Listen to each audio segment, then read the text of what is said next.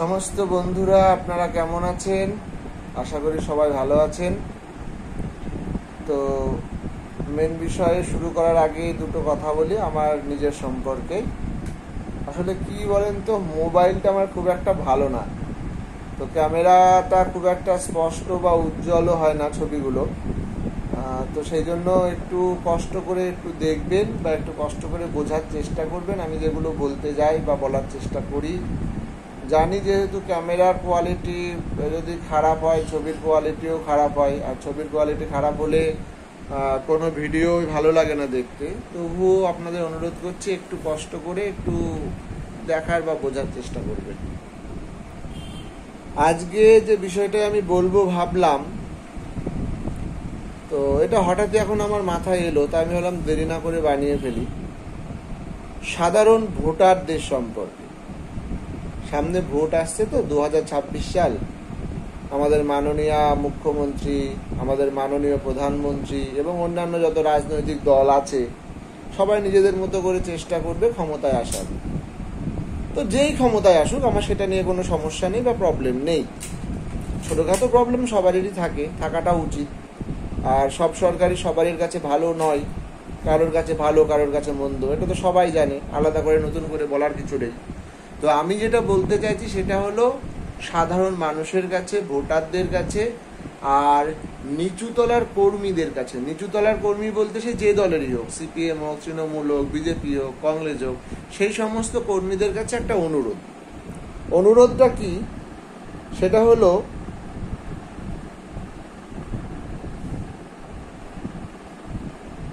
Vote চলাকালীন টিভিতে, মোবাইলে আমরা অনেক সময় দেখি প্রায় বুথেই CPM BJP, Trinamool CPM, Trinamool BJP, Congress CPM, Congress BJP, এরকম বিভিন্ন দলের কর্মীদের সঙ্গে, একনিষ্ঠ কর্মী যারা থাকে তাদের সঙ্গে মারামারি, গন্ডগোল, ঝামেলা, ঝঞ্ঝাট, এমনকি দেখা যায় বোমাবাজি তো হয়ই, আবার সাধারণ মানুষের, সাধারণ ভোটারদের অনেক সময় প্রাণ পর্যন্ত চলে যায়। তো আপনাদের সকলের কাছে আমার বিনীত অনুরোধ, ভোট আসার আগে আমি এই ভিডিওটা করছি যে ওই জিনিসটা আপনারা দয়া করে করবেন না। ধরুন আমি বলি, এখন যিনি আমাদের এমএলএ আছেন সে যেখানকারই হোক, যে দলেরই হোক, টিএমসিরই হোক, বিজেপিরই হোক, কংগ্রেসেরই হোক, সিপিএমেরই হোক, যে দলের হোক, মাসে বেতন কত পায় আপনারা জানেন? কম করে 1 লাখের উপরে পায়। আপনি যে কোনো একটা দলের হয়ে তার সাপোর্ট করতে গিয়ে নিজের পরিবারের যে কোনো একটা ক্ষতি করে বসছেন, তাতে আপনার লাভটা কি? যিনি ভোটে দিতে এমএলএ হবেন তিনি মাস গেলে 1 লাখ টাকার উপরে বেতন পাবেন, তার পরিবারের উপকার হবে, আপনার লাভটা কি হবে? ওই কোথায় 500 টাকা পাবেন, কোথায় কি একটু ঠিক আছে সইটা হয়ে যাবে, এইসবের জন্য খবরদার। আপনাদের কাছে আমার বিনীত অনুরোধ, প্রত্যেকটা দলের একনিষ্ঠ কর্মীদের কাছে, কখনোই আপনারা ভোটের সময় কোনো বুথে বা আশেপাশে মারামারি, খুনোখুনি, হাতাহাতি, বোমাবাজি এসবের সঙ্গে জড়িয়ে পড়বেন না। কারণ একটাই আপনাদের বলছি, আপনারা ওসব করে হয়তো যে কোনো একটা দলের নেতা নেত্রীকে জিতিয়ে দিচ্ছেন, সে হয়তো জিতে গিয়ে বিধানসভায় বা পার্লামেন্টে যাচ্ছে, যে সে হয়তো মাস গেলে 1.5 লাখ, 2 লাখ, 2.5 লাখ এবং আরো নানা রকম লাক্সারিয়াস সুবিধা সে পাবে, কিন্তু আপনার পরিবার কি পাবে? কি পাবে আপনার পরিবারটা, আপনি সেইটা ভাবুন। তাই ভিডিওটা বেশি বড় করব না, ছোট করেই বললাম।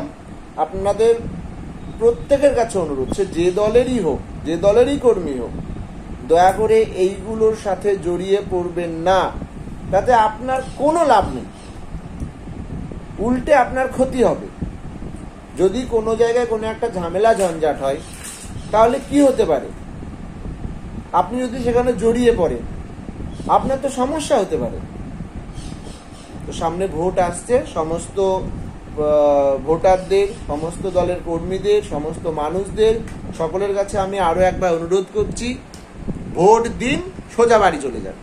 কে জিতলো কে না জিতলো সে নিয়ে অত উত্তেজিত হওয়ারও দরকার নেই, বা কাউকে জেতানোর জন্য অত উত্তেজিত হওয়ার দরকার নেই, বা কাউকে জেতাতে গিয়ে আমি আর একজনের সঙ্গে ঝামেলা, ঝঞ্ঝাট, মারামারি, কোনোতে জড়িয়ে পড়ছি, এসবের কোনো প্রয়োজন আমার মনে হয় নেই, বা আপনারাও করবেন না, কারণ টিভিতে যা পরিস্থিতি আমি দেখি। তো একই কথা বারবার বলবো না। সবাই ভালো থাকবেন, সুস্থ থাকবেন, ঈশ্বর সকলের মঙ্গল করুক। সবাই সাবধানে থাকবেন, সাবধানে চলাফেরা করবেন। নমস্কার। আমি এখানে আজকে এইটুকুই বলার ছিল, এইটুকু বলে আমি আমার ভিডিওটা এখানে শেষ করছি। ধন্যবাদ।